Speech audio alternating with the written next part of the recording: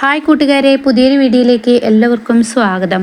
അങ്ങനെ ശാലിനിയെ കൊണ്ട് സത്യഭാമ സത്യം ചെയ്യിപ്പിക്കുകയാണ് കേട്ടോ. ഇനി ഒരിക്കലും വിഷ്ണുവുമായി കാണാൻ പാടില്ല എന്ന്. അപ്പോൾ തന്നെ ശാലിനി പറയും അത് നടക്കില്ല എന്ന് പറയാം കേട്ടോ. അത് കേൾക്കുന്ന സത്യഭാമ പറയണം നടക്കില്ലെങ്കിൽ ഒരു കാര്യം നടക്കും. ഈ ശാരദാമ്മയുടെ 3 മക്കളും ഇവിടെ ജീവിക്കും. 3 മക്കളും ഭർത്താക്കന്മാരില്ലാതെ ഇവിടെ ജീവിക്കുന്നത് തനിക്ക് കാണണോ? വിഷ്ണുവിനെ താൻ ഇനി കണ്ടു കഴിഞ്ഞാൽ ശ്യാമയ്ക്ക് ഇനി ഒരു ജീവിതം ഉണ്ടാവില്ല. അത് എൻ്റെ തീരുമാനമാണ് എന്ന് പറഞ്ഞ് സത്യഭാമ അങ്ങ് ഇറങ്ങണം കേട്ടോ. ഇത് കേൾക്കുന്ന ശാലിനി ഒന്ന് പതറാണ്. ഈശ്വര, ഇവരെന്ത് പറഞ്ഞാലോ പറഞ്ഞതുപോലെ ഇവർ ചെയ്യത്തുള്ളൂ എന്ന് ശാലിനിക്കറിയാം.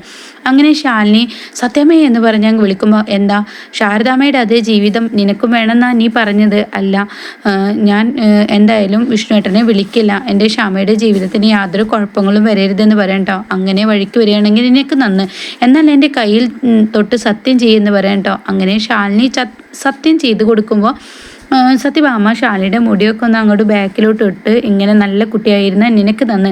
പിന്നെ ഞാനൊരു കാര്യം പറയാം, ഈ സത്യം ചെയ്തത് മൂന്നാമതൊരാൾ അറിയാൻ പാടില്ല, ഞാനോ നീയോ മാത്രം. മൂന്നാമതൊരാൾ അറിഞ്ഞു കഴിഞ്ഞാൽ ഈ ശാലിനി ഇനി സത്യഭാമയുടെ പുതിയ മുഖമായിരിക്കും കാണുക. ശാരദാമ്മയുടെ മക്കൾക്ക് ആർക്കും ഇനിയൊരു ജീവിതം ഉണ്ടാവില്ല എന്ന് പറയാൻ കേട്ടോ. ഇതേ സമയം ശാലിനി അങ്ങ് തകരാണ്. താൻ ഇനി എന്ത് ചെയ്യുമെന്നറിയാതെ ആകെ സങ്കടപ്പെട്ട് ഇരിക്കുകയാണ് കേട്ടോ. അങ്ങനെ സത്യഭാമ അങ്ങ് ഇറങ്ങിപ്പോവാണ്. എന്നാൽ എന്താണ് സത്യഭാമ വാതിലടച്ച് സ്വകാര്യം പറഞ്ഞത് എന്നറിയാതെ ശ്യാമയും ശാരിയും കൂടി നിൽക്കുകയാണ്. അങ്ങനെ അവർ ചോദിക്കും എന്താണ് ശാലിനിയോട്, എന്താ സത്യഭാമ പറഞ്ഞത് എന്ന് പറയുമ്പോൾ അവർ പറയാണ് പ്രത്യേകിച്ച് ഒന്നുമില്ല, നമുക്കെല്ലാവർക്കും നല്ല കാര്യമാണ് പറഞ്ഞത്. അവരെന്താ എത്ര നല്ല കാര്യം പറഞ്ഞത്? ശ്യാമക്കും എല്ലാവർക്കും ഗുണമുള്ള നല്ല കാര്യം പറഞ്ഞതാണ്, അല്ലാതെ പ്രത്യേകിച്ചൊന്നും പറഞ്ഞില്ല എന്ന് പറയട്ടോ. അങ്ങനെ ശാലിനി ഞാൻ കുറച്ച് നേരം അങ്ങോട്ട് പോട്ടെ എന്ന് പറഞ്ഞ് കുടുംബശ്രീ ഹോട്ടലിലോട്ട് അങ്ങ് കയറാണ്. പിന്നീട് ശാലിനി ആകെ തകരാണ് കേട്ടോ. ശാലിനി പൊട്ടിക്കരയാണ്. തനിക്ക് എന്താ ചെയ്യേണ്ടതെന്ന് അറിയില്ല. തൻ്റെ വിഷ്ണുവേട്ടനെ കാണാതെ ആ ഒരു സംസാരിക്കാതെ ആ ഒരു ജീവിതം എന്തൊരു ജീവിതമായിരിക്കും എന്നിങ്ങനെ ആലോചിക്കുകയാണ് കേട്ടോ. പിന്നീട് ശാലിനിയെ തന്നെയാണ് കാണിക്കുന്നത്. ശാലിനി ഇങ്ങനെ ഓരോ ദിവസം ഇങ്ങനെ തള്ളി മാറ്റാണ്. ശാലിനി താൻ കഴിഞ്ഞ ഓരോ ജീവിതങ്ങളും ഇങ്ങനെ ആലോചിച്ച് നോക്കുകയാണ്. സത്യഭാമ തന്നോട് ചെയ്തതും തന്നെ കതിർമണ്ഡപത്തിൽ കയറ്റിയതും അവിടെ നിന്ന് ഇറങ്ങിയതും അവിടെ നിന്ന് മുതൽ കല്യാണം കഴിഞ്ഞ അന്ന് മുതൽ ഇന്നേ വരെ ആട്ടും തുപ്പും മാത്രമാണ് സത്യഭാമയുടെ കേട്ടിട്ടുള്ളൂ. അതിങ്ങനെ ആലോചിക്കുകയാണ് കേട്ടോ. അങ്ങനെ ശാലിനിക്ക് ഒരുപാട് സങ്കടമാവാണ്. അങ്ങനെ ശാലിനി ഇങ്ങനെ ഓരോ ദിവസവും ഇത് തന്നെ ഇങ്ങനെ റിപ്പീറ്റ് ചെയ്ത് ആലോചിക്കുകയാണ്. അങ്ങനെ ശാലിനിയുടെ വയറിങ്ങനെ ചെറുതായി വലുതായി വരൽ തുടങ്ങുകയാണ്. പിന്നീട് ശാലിനി ദൈവങ്ങൾക്ക് മുന്നിൽ നിന്ന് ഡെയിലി ഇങ്ങനെ പ്രാർത്ഥിക്കുന്നുണ്ട്. അതും ഓരോ ദിവസങ്ങൾ ഇങ്ങനെ മാറി പ്രാർത്ഥനയാണ് കേട്ടോ. ഒരു ശാലിനി അല്ല, ഓരോ ദിവസങ്ങൾ ഇങ്ങനെ മാറി പ്രാർത്ഥിക്കുന്ന ശാലിനി ഇങ്ങനെ കാണിക്കുന്നുണ്ട് കേട്ടോ. അങ്ങനെ ഈ ഒരു സമയമാകുമ്പോൾ ശാലിനി നിറവേറയോട് കൂടിയിട്ട് മാസം തികഞ്ഞു നിൽക്കുന്ന ആ ഒരു സമയമായിട്ടോ. അപ്പോഴായിരിക്കും വിഷ്ണു ശാലിനിയും കൂടിയുള്ള ആ ഒരു സംഭാഷണം വരുന്നത്. അങ്ങനെ വിഷ്ണു വിളിക്കുകയാണ്. വിഷ്ണു വിളിക്കുമ്പോഴൊക്കെ ശാലിനി കട്ട് ചെയ്യണം. അങ്ങനെ വീണ്ടും വിഷ്ണു വിളിക്കുകയാണ്. അങ്ങനെ വിഷ്ണു വിളിക്കുമ്പോൾ ശാലിനി ഫോൺ എടുക്കുകയാണ്. അപ്പോൾ എടോ താൻ എന്താടോ കാണിക്കുന്നത്? ഞാൻ വിളിക്കുമ്പോൾ താൻ കട്ട് ചെയ്യുന്നത് അത് എന്തിനാണെന്ന് ചോദിക്കുമ്പോൾ അത് നമ്മുടെ ജീവിതത്തിന് വേണ്ടിയിട്ടാണ്. എന്ത് ജീവിതം? ഇങ്ങനെ വിളിക്കുമ്പോൾ പിരിഞ്ഞും കട്ട് ചെയ്യലാണ് നമ്മുടെ ജീവിതം. നമ്മുടെ ജീവിതം ഇപ്പോൾ ക്ഷമിക്കുക. സത്യഭാമയുടെ വാശി നന്നായി അറിയാലോ. അതുകൊണ്ട് തന്നെ സത്യഭാമ ഇപ്പോൾ നമ്മൾ തമ്മിൽ കണ്ടുമുട്ടി എന്ന് അറിഞ്ഞു കഴിഞ്ഞാൽ തീർച്ചയായും നമ്മുടെ ജീവിതം എന്നേക്കുമായി ഇല്ലാതാക്കണോ അതോ ശ്യാമയുടെ പ്രസവം വരെ ഇല്ലാതാക്കിയാൽ മതിയോ എന്ന് ചോദിക്കുമ്പോൾ ഈടോ താൻ ഇങ്ങനെ പറഞ്ഞാൽ താൻ അമ്മക്ക് അനുകൂലമായി പറഞ്ഞാൽ എനിക്ക് എന്ത് ചെയ്യാൻ പറ്റുമെന്ന് പറയുമ്പോൾ ശാലിനി തൻ്റെ വയറ് തൊടാണ് കേട്ടോ.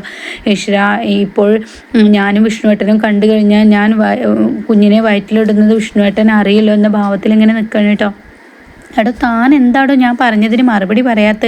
എനിക്ക് തന്നെ കാണണം. ഞാനൊരു കാര്യം പറഞ്ഞേക്കാം, ഞാൻ എപ്പോൾ ഫോൺ വിളിച്ചാലും നീ എടുത്തില്ലെങ്കിൽ ഞാൻ ആ വീട്ടിലോട്ട് അങ്ങ് വരും. CCTV ഉണ്ടെന്നൊന്നും ഞാൻ ചിന്തിക്കില്ല. എനിക്കെൻ്റെ ഭാര്യയെ കാണണം, നീ ഫോൺ എടുക്കില്ല. ഉടൻ തന്നെ ഞാൻ ഫോൺ എടുത്തോളാം എന്ന് പറയാൻ കേട്ടോ. അങ്ങനെ ഫോൺ കിട്ടിയതിന് ശേഷം തൻ്റെ കുഞ്ഞിനോട് പറയണേ, നീ ഭാഗ്യമില്ലാത്ത കുഞ്ഞാണ് മോളെ, നിനക്ക് ഭാഗ്യം കുറവാണ്. ഈ സമയത്തൊക്കെ സാധാരണ അച്ഛൻ വയറിൻ്റെ അടുത്ത് കിടന്നിട്ട് അച്ഛൻ ഓരോന്നും ഇങ്ങനെ പറഞ്ഞു തരും. പക്ഷെ അതൊന്നും കേൾക്കാൻ എനിക്ക് ഭാഗ്യമില്ല. എന്ത് ചെയ്യാൻ? ഈ അമ്മയുടെ വയറ്റിൽ ജനിച്ചത് കൊണ്ട് തന്നെ. പക്ഷേ ഞാനൊരു കാര്യം പറഞ്ഞേക്കാം, നിൻ്റെ അച്ഛനെ അച്ഛാ എന്ന് വിളിക്കാൻ കഴിഞ്ഞില്ലെങ്കിൽ തൊട്ടുവരുമ്പോൾ അച്ഛനെ കണ്ടു ജീവിക്കാനുള്ള ആ ഒരു ഭാഗ്യം നിനക്കുണ്ടാവും എന്ന് പറയാൻ കേട്ടോ. അങ്ങനെ ശാലിനി പൊട്ടിക്കരാണ്. എന്നാൽ പിന്നീട് ശാലിനിയുടെ ഓരോ ദിവസങ്ങളും നീങ്ങുന്ന ആ ഒരു ലെവൽ തന്നെയാണ് പിന്നീടും കാണിക്കുന്നത്. അതിനിടയ്ക്ക് വിഷ്ണു ഇങ്ങനെ സംസാരിക്കുന്ന വീഡിയോ കോളിലൊക്കെ വിളിക്കുന്നുണ്ട്. പക്ഷെ അവ സംസാരിക്കുമ്പോഴൊക്കെ ശാലിനി തൻ്റെ കുഞ്ഞിൻ്റെ നിറവേറിൽ ഇങ്ങനെ കൈ വെച്ചിട്ടാണ് കേട്ടോ സംസാരിക്കുന്നത്. പക്ഷെ വിഷ്ണുവിന് അപ്പോഴും അറിയില്ല. അങ്ങനെ പിന്നീട് വിഷ്ണു ആകെ ടെൻഷനാവാണ്. ഇത്രയും നാളും ഈ ഒരു 8-9 മാസം ശാലിനിയെ കാണാത്ത ആ ഒരു ജീവിതം അത് വല്ലാത്ത ജീവിതമാണ് എന്നിങ്ങനെ ഓർത്ത് അങ്ങോട്ടും ഇങ്ങോട്ടും ഇങ്ങനെ നടക്കുകയാണ്. അപ്പോഴാണ് ഇങ്ങനെ പിള്ള വരുന്നത് കേട്ടോ. അങ്ങനെ പിള്ള മോനെ എന്ന് പറയുമ്പോൾ എന്താ പിള്ള സാർ എന്നിങ്ങനെ ചോദിക്കുകയാണ് കേട്ടോ. അപ്പോൾ തന്നെ ഉടൻ തന്നെ പറയും അതെ നമ്മുടെ ശാലിനി മോൾക്ക് ഇന്നൊരു രജിസ്റ്റേർഡ് കത്തുണ്ടായിരുന്നു, അതെന്ത് കത്താ എന്ന് പറയുമ്പോൾ ഇത് വായിച്ചു നോക്കിയെന്ന് പറയണേ. അങ്ങനെ വിഷ്ണു അത് വായിക്കുകയാണ് കേട്ടോ. വിഷ്ണു അത് പൊട്ടിക്കാൻ ഒരുങ്ങുമ്പോഴേക്കും വിഷ്ണുവിന് ഒരു ഓർമ്മ വരികയാണ്, എനിക്കിത് അറിയത്തില്ലല്ലോ ഇംഗ്ലീഷ് എന്ന്. അങ്ങനെ പിള്ളയുടെ കയ്യിൽ തന്നെ കൊടുക്കണേ, നിങ്ങൾ തന്നെ വായിക്കുമെന്ന് പറയണ്ട. അങ്ങനെ പിള്ള അതിങ്ങനെ പൊട്ടിച്ചിങ്ങനെ വായിക്കുമ്പോൾ പുഞ്ചിരി മുഖത്ത് കാണട്ടെ. ഇത് കാണുന്ന വിഷ്ണു എന്താ ചിരിക്കുന്നതെന്ന് പറയുമ്പോൾ ഇത് നമ്മുടെ ശാലിനി കുഞ്ഞിനുള്ള ലെറ്ററാണ്. എന്താ ശാലിനിക്കുള്ള ലെറ്റർ എന്ന് പറയുമ്പോൾ ശാലിനിക്ക് ട്രെയിനിങ് IAS ആവാനുള്ള ആ ട്രെയിനിങ് അപ്പോയിൻമെൻറ്റ് ലെറ്ററാണ് എന്ന് പറയാം കേട്ടോ. അപ്പോൾ ഇത് കേൾക്കുന്ന വിഷ്ണുവിന് ഒരുപാട് സന്തോഷമാവാണ്.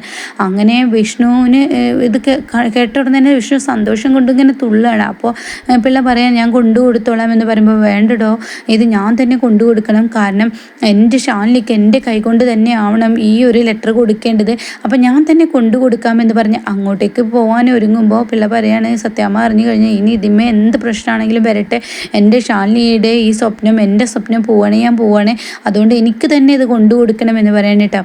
അങ്ങനെ പിള്ള പറഞ്ഞിട്ടും വിഷ്ണു അവിടെ നിന്ന് ഇറങ്ങണം കേട്ടോ.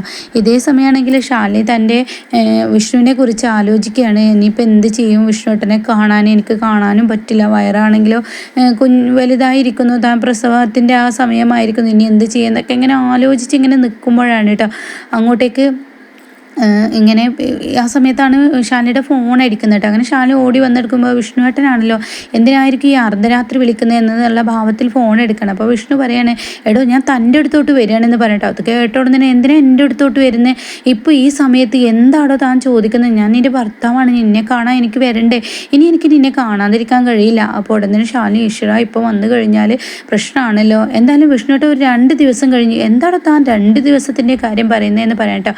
അപ്പോൾ അതായത് ശാലിനിക്ക് ഇനി 2 ദിവസമേ ഉള്ളൂ ഡേറ്റ് എടുത്തിരിക്കുന്ന ആ ഒരു ദിവസത്തിൻ്റെ ആ ഒരു ഇതാണ് ശാലിനി പറയുന്നത്.